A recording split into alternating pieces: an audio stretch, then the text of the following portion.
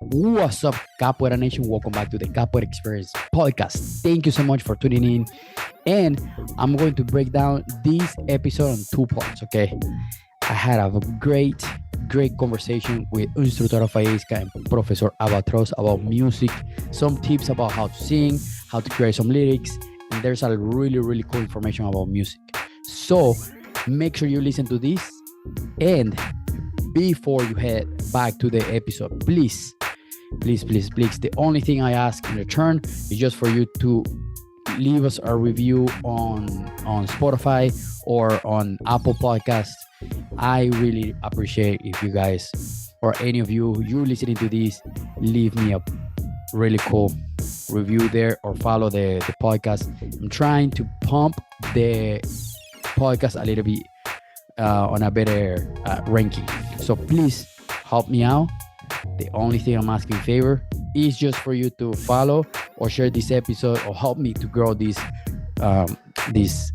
amazing platform. Okay, so enjoying the first part and check it out. Okay, peace. What's up, Capoeira Nation? Welcome back to the Capoeira Experience podcast. Thank you so much for tuning in. Thank you so much for coming back and listening and learning from all capoeiristas and supporting the capoeira community. That's the best part, and then that's why I think that's why we're growing so much and then so fast right now, especially with internet and all the connections.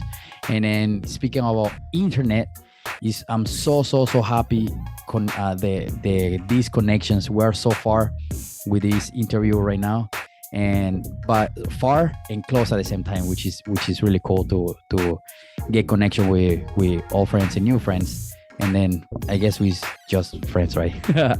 But today I have two special guests, really amazing capoeiristas, and then especially when it comes with capoeira music, it's just like it's a big inspiration for me, because it's just like I have that connection with the capoeira music, since even I never play music of any kind until I start playing capoeira, and I fall in love. One of the first things I fall in love with capoeira was the capoeira music, especially the berimbau.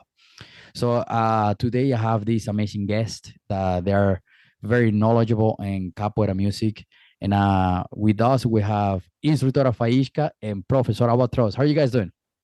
Doing great. Thanks so much Nice. for having us. Of course, super happy to have you guys here, and then Thank you, man. To see you guys. Great pleasure being here. Yes, the pleasure is mine. So it's really good to squeeze your brains a little bit, and then share this with the capoeira community. I think is we grow together. And then just to get started on the conversation for the capoeira topic, before we jump at that, what are all your social media, so everybody can find you, and whoever's listening to this, make sure you follow there. And Faisca, which is yours? All right, so if you want to follow me on social media, you can go to Instagram, julia.faisca. Nice. Albatroz, what you got in there? Yeah, mine is the same on Instagram, Albatroz GCB. That's it. Nice. Easy. Man, you're gonna find a lot of inspiration, because Faisca, we just talking about how much she trains, and it's really cool, and then that's very motivating. And Albatroz always posting about capoeira events and everything capoeira related. Music too. He posts a lot of stuff about music. It's cool to follow. Yeah. That's pretty cool. And that's why I brought you guys here, so that way you guys can share a little bit your knowledge. So now that we talk a little about the social media, and then music is a really important topic for us, and then it's a little tricky for the English speakers to kind of like get the vocabulary on the Portuguese, because it's kind of like a mix of Spanish, Portuguese, and then it gets a little bit confusing there. So how to, or you guys tips on how to learn especially the rhythm, getting started on the rhythm, the timing of the music is so important. And then what do you guys think about tips? Ladies first. Faisca, what do you think?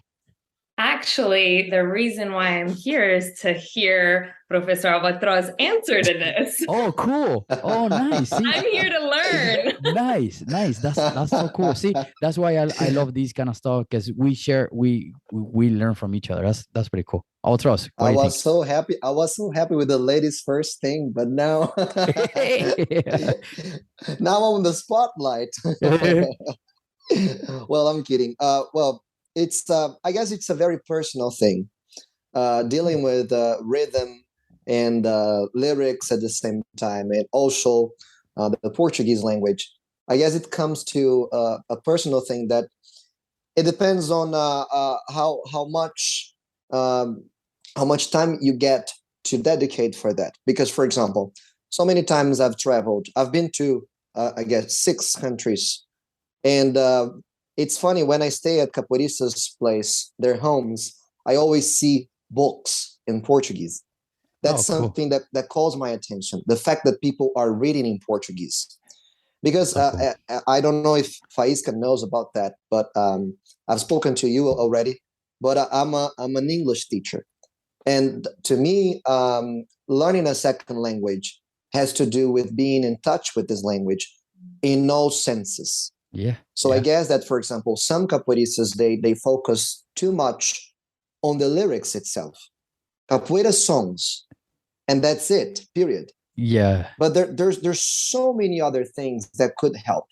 For example, reading I don't know, some biographies from mestres in Portuguese, because there will be vocabulary there that will help them, 100%. somehow have a better command of language.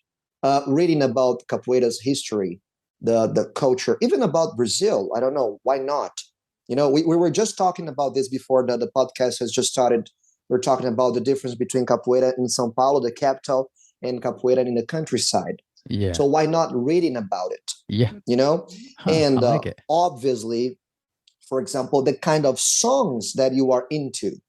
Example, if you are more into old school songs, you will probably get across some more difficult vocabulary that probably you won't be able to understand, Yeah. because they That's are good. older songs. Yeah. And nowadays, there are other songs being composed.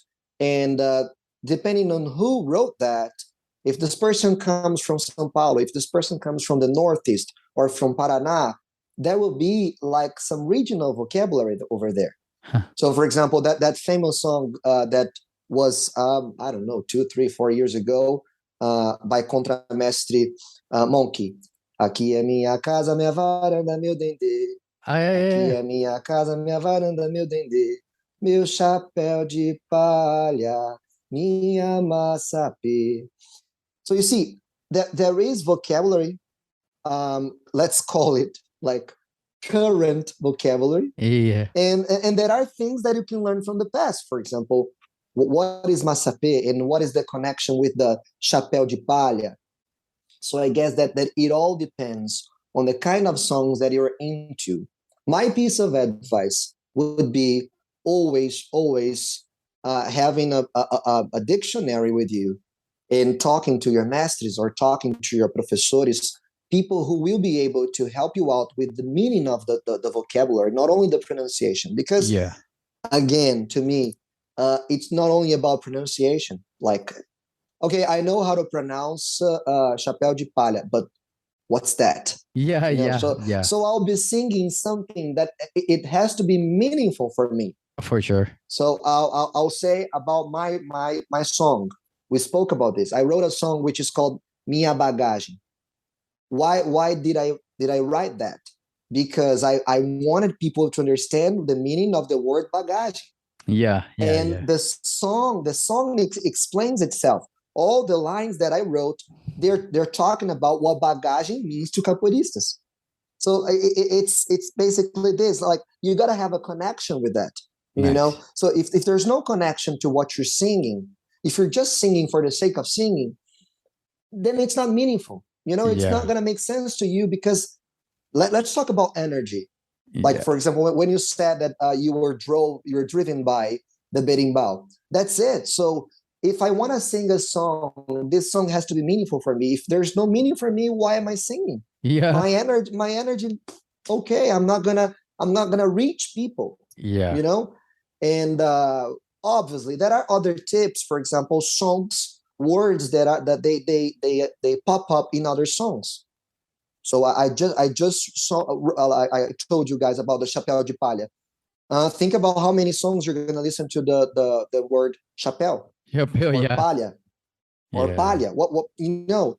Como vai você? There are Yeah. variations. There are variations of como vai você. Dona Maria, como vai você? Vai você, vai você. And there's another word. There's another way of singing, like como vai você? That's another kind, you know. So Yeah. I don't know. I think I missed the point. That's okay.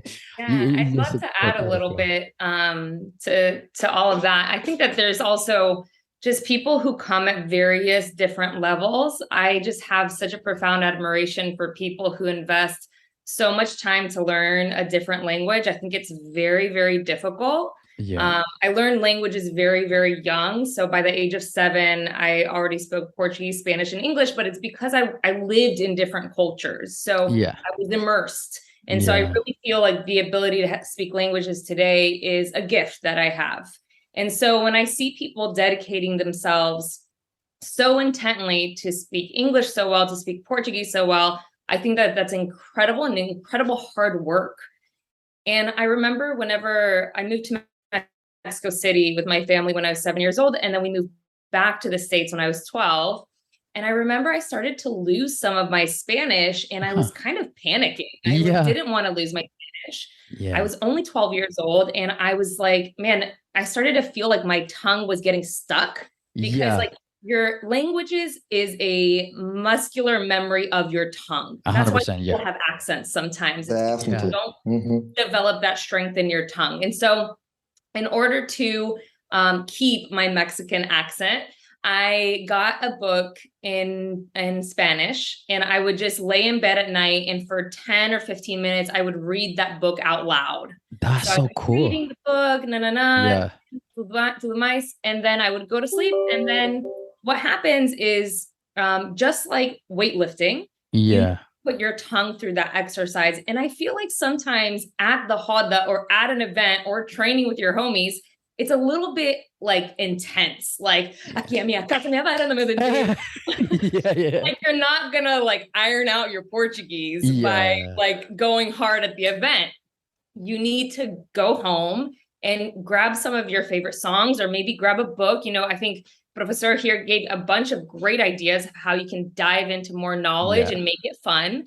But take some time to slow down and read those phrases slowly in Portuguese on your own. You can even, like, I've sent audios to friends before, like slowing down lyrics so that they can hear the exact pronunciation. And they would repeat those audios until they were able to get it. And so be articulated with the words and learn to articulate. Like exaggerate it. Like you're forcing those muscles to go into like a different place. So I think there's kind of like a lot of layers, but I wanted to introduce like a very introductory, like beginner level of something you can do today to start feeling like your pronunciation is getting more clear. Nice. Well, what I used to do, and I always tell my students, what I used to do when I was learning Portuguese, I used to look on YouTube Brazilian commercials, because they are so exaggerated, and then they like very, very articulated, and the accent, the Brazilian accent is so like strong. And then why I just laughed? Me and my Brazilian cousins, we would sit in front of the TV over the summers, and we would wait for the Parmalat commercial to come back to memorize the lyrics. Parmalat faz ficar mais forte. Olha meu bigode, aproveita, eu tomo leite. Saboroso, pronto para tomar Parmalat. Nice. Oh, see, and you see, even so funny. The rhythm. It's like even the rhythm, you know, that's so funny, because it's a repetition. Repetition is, it's key. So like, it's not a matter of just memorizing the words and articulating them better, but learning how to put them in a certain pace, And it's funny, just complimenting what Faisca said about the things of people, the way that they speed up the process. I guess this has also to do with the way that people have been playing nowadays, because it's like the society that we live in, and it's always really fast. So like São Bento Grande da Regional, then it's difficult to sing. So if you want to start learning how to sing better, how to I don't know, convey your ideas better, let's say, why don't you start from Banguela then? Because Banguela, you're gonna try to go for a different pace, and then even you can feel, and then you speed up. Nice. So it's I've been doing this with my students, playing the berimbau. I teach my students how to play the berimbau. First talk is Banguela, and because then they start singing, and then I switch to São Bento Grande da Regional, because I guess they're better prepared to speed up. I don't know. It's just my own method. I'm not saying that it's better or not, but it's the way that I've been doing, and I guess it's been profitable somehow. Well, you teach them how to walk, and then teach them how to like run, and exactly. For sure. Yeah, nice. Yeah, I have a huge tendency of like just going too fast. That's why whenever actually she asked about rhythm, I was like, working on rhythm. Like I have not completely figured it out. I think it's really easy for me to like start playing and then accelerate and just get super fast without even noticing it. That's crazy. And so there's kind of like two approaches that I've taken. I'm very methodical. So I'll use a metronome, and I'll just cool. put a metronome sound in my ear. A metronome is that sound that goes tuck, tuck, tuck, tuck, or beep, beep, beep. And then your accelerator or slow it down. And so I choose a speed and I start playing just at that speed. It's incredible how many times I'll go too fast or too slow. Like I almost like have to force myself to train a certain speed so that I can keep in that consistent rhythm. Now, I train with Chicoche, who's just a buddy of mine who we train capoeira. He's way better at music than me. And he's just like, Julia, you're too methodical. Like, just feel it in your heart, feel it in your body. And I'm like, that's okay. so funny. That's so funny. Because I tell my students too, because sometimes my students like, when they try to play berimbau, and then they are like, do I enter, like, do I sing this song in the first one, the third one, and then it's like, I don't know, dude, you just like hear it. Does anyone have an answer for that, by the way? Because like I'm all ears. Oh really? That's so funny. Because that's how I learned. Because in Venezuela, we learn how to dance salsa by listening to music.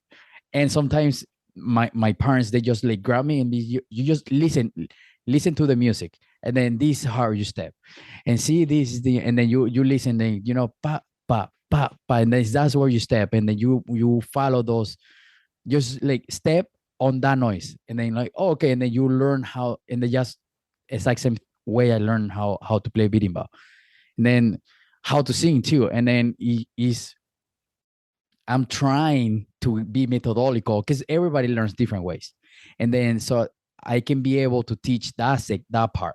But it's harder because I learned on a different way. I learned how Chicoche told you. It was like, because I learned with the ear, and then you just learn how to use your ear on the timing. Because also there's a couple of music where they start on different timings, and then they tell sometimes, oh, see, oh, where did I enter? Did I enter on the don and then din and the chiado? And it's like, I don't know, man. Just try to match here. And then I listen, play the video, and I'll tell you when. And then try to be on that part. But I want to learn that section too.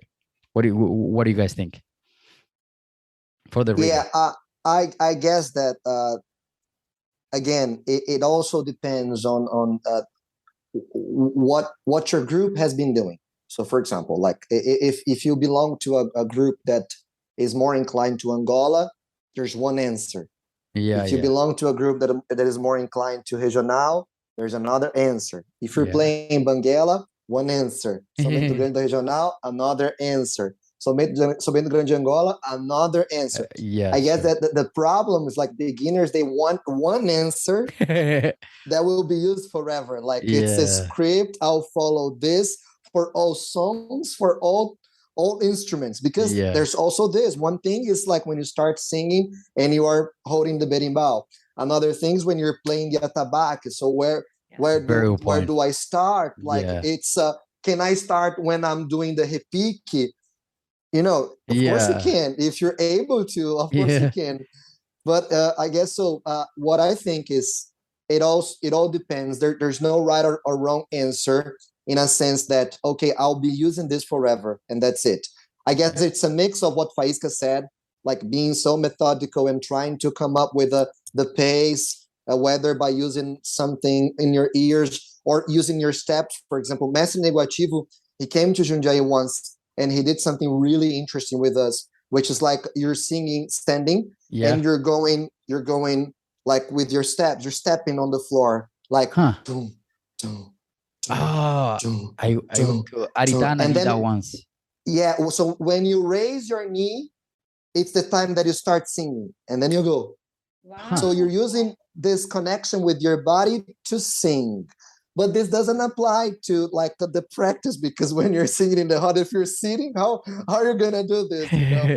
But it's a way of practicing. It's a way of practicing. So it helps people getting the dun, dun, dun, dun. You know, this thing. Yeah. When I went to Minas Gerais to record the album, we needed to use that in the my goodness, that's so annoying. What Faisca said, it's so annoying.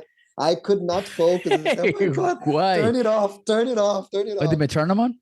Yeah, oh really? God, I hated that. But it varies. It varies if you're methodical, if you can adapt to that. But all in all, when you are like training, let's say in the roda with your students and stuff, I guess that there must be an answer, in a sense that, okay, you will make it easier for people to, okay, this is the moment that you jump in. But there's also the thing of, okay, let your mind go, let your heart go, let your body flow with the energy. So it's that's this the part connection. I'm learning. Yeah. Is the more letting go. Like I'm too methodical. And I think that's what's cool about understanding your learning styles. You're like, okay, am I too much feeling, too methodical? And it goes for singing too. Like you can be too methodical for singing, and you can be too emotional for singing. And it's really like, it's a path in between the both. Yeah. Amazing. Yeah. And then what that workshop you were talking about Albatroz, it's just pretty much the metronome. It's just like you doing the metronome. Exactly. And then you just like feeling the metronome with the steps. And then that way you can set the timing and learn how to get into the timing. And it's funny because you can use this for playing the berimbau as well. This thing of going like pa, pa, pa. Yeah. Pa. You know, nice.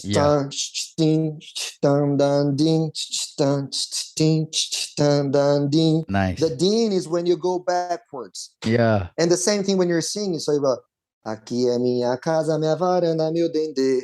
You finish when you're going backwards. Man, I love that. When Mestre Negativo did that with us, I loved it. So it's always interesting to get to talk to other people. So, try different methods and maybe you find yours, So that's why I told you it's very personal. It's not an easy thing. For example, you're dealing with your group. My group, I got a group with 18 students. Man, it's difficult dealing with 18 different people. Yeah, some of them are very talented. Some of them are very methodical. Some of them, like, they just started practicing capoeira. So, or no rhythm at all. And it's cool because we're no musicians. I'm no musician.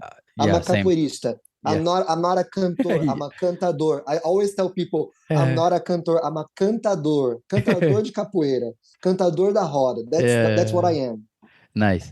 They say there's a key thing for like when you start singing and playing instruments and everything else in the roda is the shyness. The first time I sing in the roda, it was like nobody was there.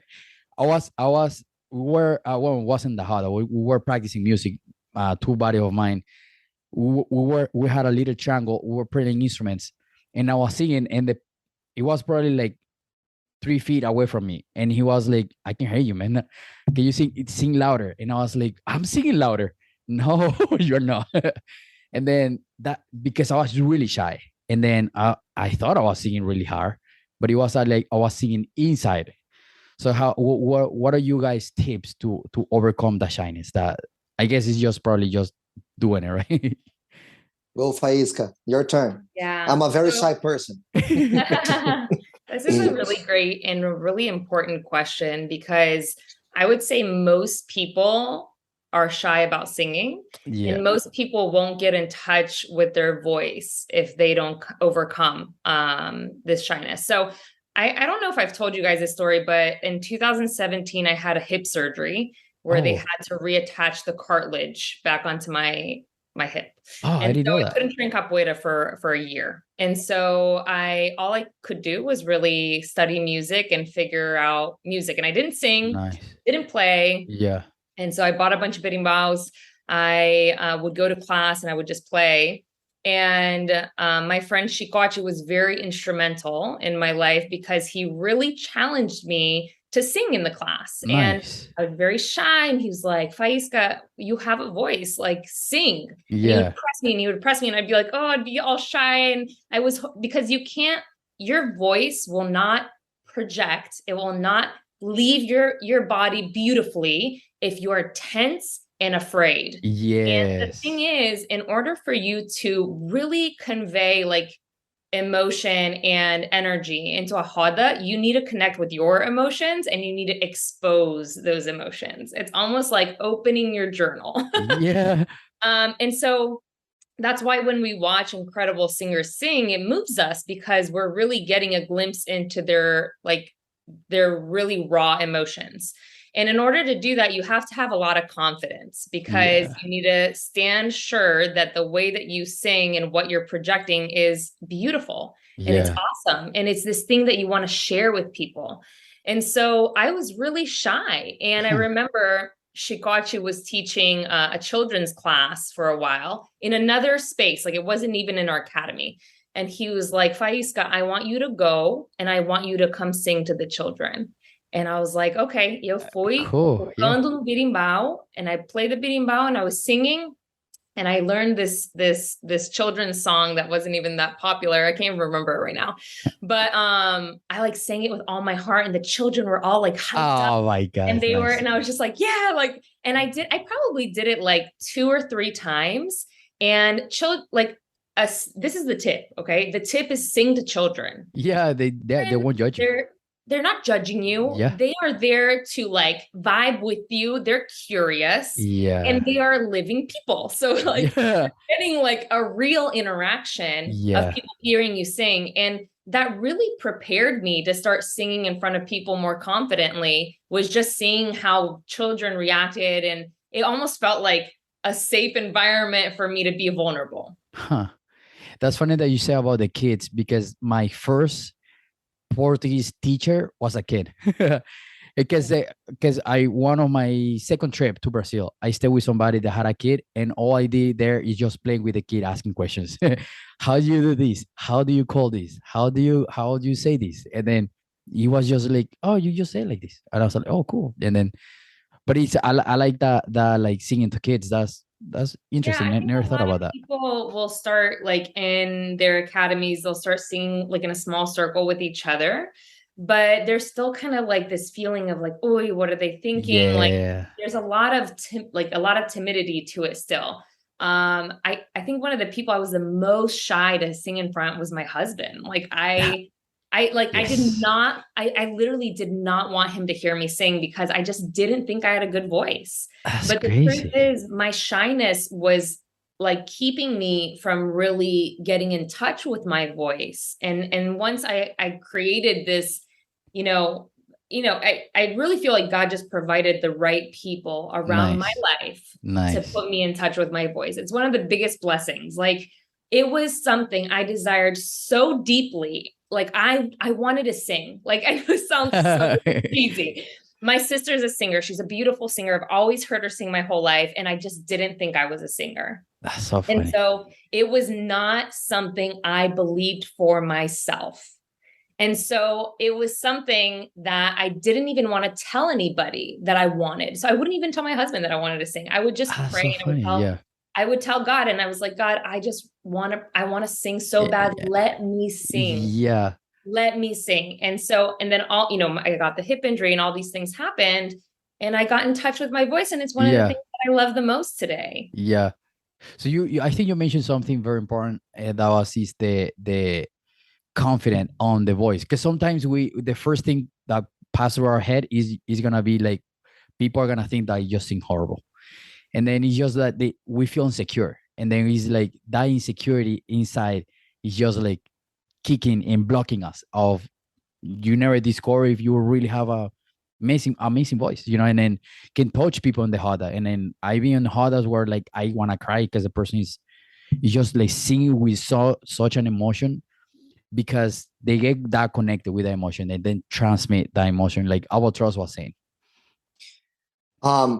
There's something that I also would like to say, which is because we got our chords in capoeira.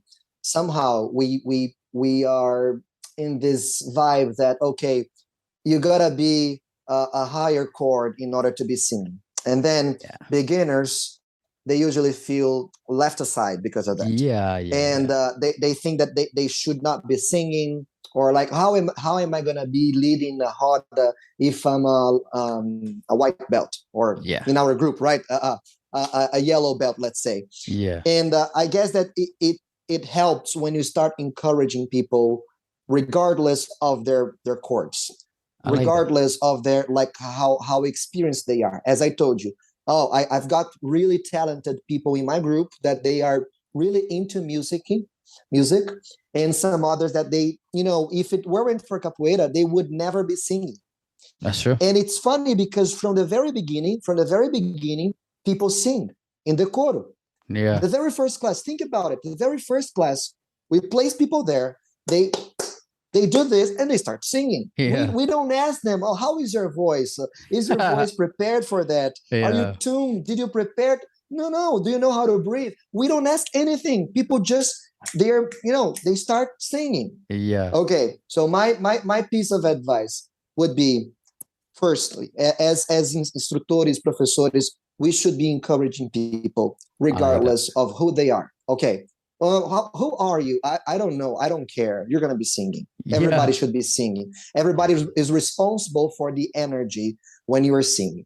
Okay. Second thing, one thing that helps me a lot, but again, I totally agree with Faisca when she says about the exposure and even the intimacy that you got with people, right? So, for example, she had a hard time singing for her husband.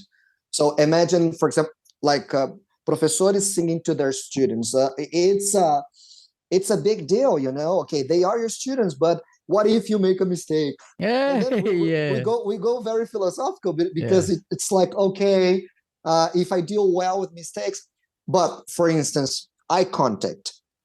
I guess that eye contact is key when you're singing to anybody. So, for example, all right, you're holding the berimbau and you're singing. Usually we start looking at the berimbau because we want to be focused on the batidas. And then we start singing to the berimbau. And no, you should be watching people, watch their reactions. There will be people who are going to be like, they will be smiling at you. And when people smile at you, you're like, okay, you get more confident, they're smiling at you. So, I'm spreading good energy. Obviously, be prepared for no smiles if you're not doing well, people. But let's change the song. Maybe. That's it, because sometimes we are there, like we are leading, and there must be this connection with the audience, right? So, okay, good point. Eye contact. Eye contact. People, even if you should not be changing the song, like when you look at people and they're so like, keep singing that song. I remember there was a time in Chile, I was in my friend's Fernando Pestana's event, and Mestre Paulinho Sabiá was there. like all the brown chords and black chords were playing, including Mestre Paulinho, and I was in charge of singing. And I started singing Maracangalha, Maracangalha, and man, I was singing like this for 2 minutes. And then there was good energy. Imagine like all the brown belts and black belts playing. It was like there were good games. And then I looked at Mestre Paulinho, and Mestre Paulinho did this with his head, like, keep singing. Nice. Don't change the song. Nice. And I was about to change. So I looked at him and he did this, like, keep this. Nice. And I was like, my God. So I'll be like, singing this song forever. And then I did it. And like, I don't know how many minutes I kept singing like 4, 5, 6, 7 minutes. So cool, man. One song, because he felt there was a good energy, there was a good vibe, and the song was making people play well. So you see, if I hadn't looked at him, maybe I would have changed the song, and maybe so you see the thing about the eye contact. My master does something really interesting, which I like, and I wanted to suggest, which is like place somebody in the middle of the roda. No, nobody's playing, okay? Nobody's playing. Place people, 1, 2, 3, 4 people in the middle of the roda. Close the roda a little bit. Sing and ask those people to be with their eyes closed. When you stop singing, ask them how they felt. Ask them what they listened to. If they listen to all of the instruments, if they listen to somebody like with a higher voice, a louder voice, so being in the middle of the roda with your eyes closed, and then you go there. That's key. Nice. When you go there, when you place yourself in the middle of the roda and you listen with your eyes closed, what was your reaction? How did you feel about it? Were you able to listen to people singing or not? Like their voice was reaching you or not? So there's a lot of exercise. But obviously overcoming shyness, it's something that it takes practice. Life. It takes practice. But the more you try, I guess, with different people in different places, you can try this with a friend, sending audios on WhatsApp. Nowadays, we got this, like, okay, I'm going to sing to my friend. I'll send different friends and listen to their opinion and say, okay, here you are well, here you're kind of, going down, try. So I guess that it comes with practice, but getting feedback from people also helps. Yeah, for sure. Especially like people that are learning Portuguese, that they get so shy, they get so close, and they just scared to make the mistake to pronounce something like on the wrong way or enter on the wrong time, and then they are like, no, I don't really want to sing, and then they just like, oh, sí, oh, no. Yeah. Like, you got it. Like you said, I really like what you said, that us, the teacher or instructors, and we should be the encouraging them to just be shy. Nobody's gonna judge you. we're not Justin Bieber's here and then professional singers, and just gotta do it. Yeah. Well, what about projecting the voice? Because that's the other thing that comes with the shyness too.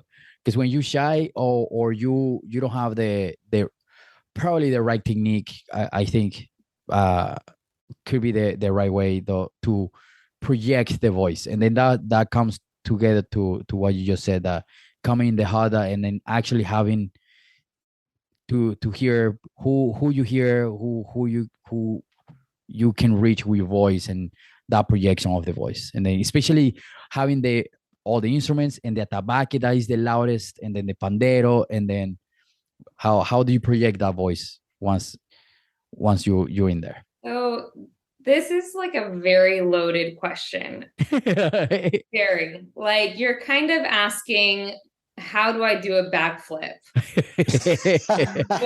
Yeah. Because singing is very technical. Like, if you think about it, when you sing, you're not just singing with your mouth and your vocal cords. When you sing with your whole body. You are the musical instrument. And so everything matters and everything impacts, from what you ate to how rested you are How much did you stretch before you started singing? Did you warm up? Do you practice vocal exercises? All of these things are going to impact the quality of your voice and your ability to project. Now, I'm going to try to give some simple tips. I don't know that it's going to completely explain how to project your voice, but I'll tell you some common errors that people do. Hey, thank you so much for listening. Thank you so much for being part of this episode one more time. And thank you so much for being part of the Capoeira community. I'm very happy you made it all the way to the end. Now, make sure you listen to the next episode next week or the following week or the previous episodes. And don't forget to subscribe to our YouTube channel. And don't forget to follow us on Instagram. And don't forget to reach out so we can have you on the podcast. Okay. Thank you so much for being part of this amazing journey in the Capoeira community. And I really, really hope to see you one time here in Indianapolis, or I'll see you in the Roda next time. Okay. Keep training, keep your Capoeira school, keep supporting your Capoeira school, and keep training, keep loving Capoeira, keep training, keep playing the Roda. I'll see you in the Roda next time.